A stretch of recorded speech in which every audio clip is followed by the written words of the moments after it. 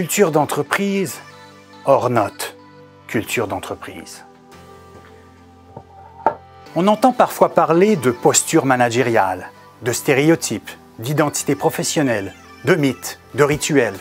Mais qu'ont en commun ces différents éléments? Aujourd'hui, nous allons décrypter la notion de culture d'entreprise et les transformations culturelles et managériales. Allez, êtes-vous prêts? On décrypte!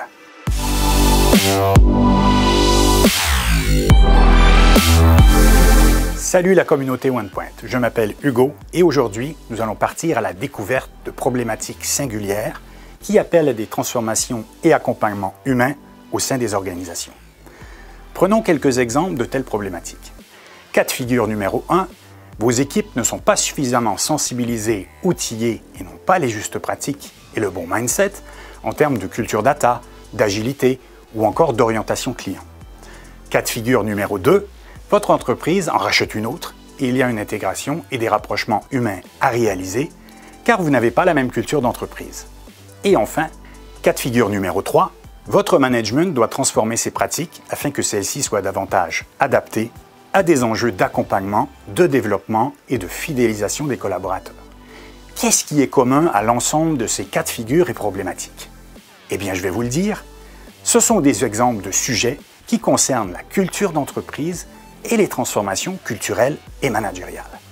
Mais au fait, qu'est-ce qu'une culture d'entreprise? Pour y répondre, nous allons faire un détour sous la forme d'une prise de recul en répondant d'abord à la question suivante. Quelle est la principale différence entre l'être humain et les autres espèces vivantes? Est-ce la bipédie, comme les Beatles en 1969, sur l'album Abbey Road? Il suffit de penser aux kangourous, aux autruches ou encore aux suricates pour se rendre compte que ce n'est pas la bonne réponse. Est-ce notre capacité à nous adapter à différents environnements et climats, les déserts africains, les jungles brésiliennes, les hivers québécois? Là encore, mauvaise pioche. Plusieurs espèces vivantes en sont capables. Ici, c'était notre capacité à inventer des outils pour démultiplier nos facultés mentales et physiques, comme la voiture, le téléphone portable ou encore le couteau suisse. Eh bien non. Le chimpanzé, par exemple, sait utiliser une brindille pour récolter du miel dans une ruche, et le castor du Canada, pour prendre un autre exemple, sait faire usage d'un bâton pour faire fuir des intrus. Ce qui nous distingue des autres espèces vivantes, c'est notre maîtrise de la fonction symbolique via le langage et ce qu'il permet. C'est-à-dire? Eh bien, c'est-à-dire que si par exemple je vous dis le mot « chat », puisque nous sommes en France et que nous parlons français, vous allez penser à cet animal. Et si je vous dis le mot « chat » et que nous sommes en Iran et que nous parlons perse, vous allez penser à un roi. Le mot que j'exprime en disant « chat » est ce qu'on appelle un signifiant. L'image qui vous vient en tête est ce qu'on appelle un signifié. C'est le sens associé au signifiant, sa signification. Le lien entre un signifiant et un signifié est ce qu'on appelle un signe. Or, comme on vient de le voir, les liens entre signifiant et signifié sont arbitraires. Ils sont propres à chaque collectif humain par convention sociale. C'est cette capacité à faire par convention sociale des liens entre un nombre limité de sons, des signifiants, et une infinie possibilité de sens, des signifiés, qui fait de nous des êtres vivants à part, des êtres de signification, de relations, et donc des êtres de culture. Pour revenir à notre sujet, on peut considérer que chaque organisation a son propre dictionnaire de signification, sa propre grammaire, le tout formant un récit spécifique qui est sa culture d'entreprise. Par exemple, le terme de « manager », le signifiant, n'aura pas forcément la même signification, le signifié, ni les mêmes pratiques dans une entreprise A, B ou C. C'est aussi le cas pour tous les autres termes du dictionnaire propres au monde de l'entreprise, tels que la collaboration, l'équipe, la décision, l'évaluation, l'expérience collaborateur, la notion de qualité, et tant d'autres. Chaque entreprise a son propre dictionnaire de signification, de pratiques associées, qui forment son récit, qui caractérise sa culture.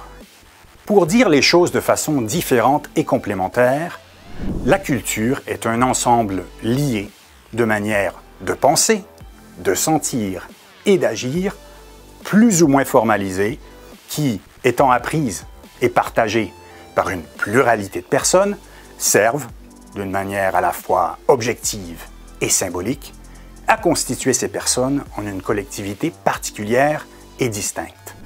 En synthèse, il s'agit donc de cadres cognitifs ou représentations ou façons de penser, d'affects ou d'émotions ou façons de ressentir, et enfin de cadres normatifs ou régimes d'action ou façons de se comporter. Comme on peut le constater, ce qui est produit par et produit de la culture, ce ne sont pas que des valeurs d'entreprise. Ce sont aussi une organisation, des processus et procédures, des outils et bien sûr des personnes et un management. Chez OnePoint, les transformations culturelles et managériales que nous accompagnons correspondent à 6 grands domaines d'intervention. Domaine numéro 1, les acculturations, l'appropriation de nouveaux comportements et représentations propres à une thématique de changement culturel spécifique. L'agilité, la data, l'orientation client, des nouvelles valeurs, etc. Deuxième typologie, les convergences, la mise en place de nouvelles organisations du travail via des réorganisations externes, telles que les fusions-acquisitions, et les réorganisations internes, entre métiers, entre activités, entre fonctions. Troisième typologie, les modèles managériaux, la définition et l'appropriation de nouvelles pratiques managériales. Quatrième typologie, les collaborations interculturelles, la mise en place de démarches de management interculturel dans des contextes de collaboration à l'international, intergénérationnel, multimétier ou encore multifonction.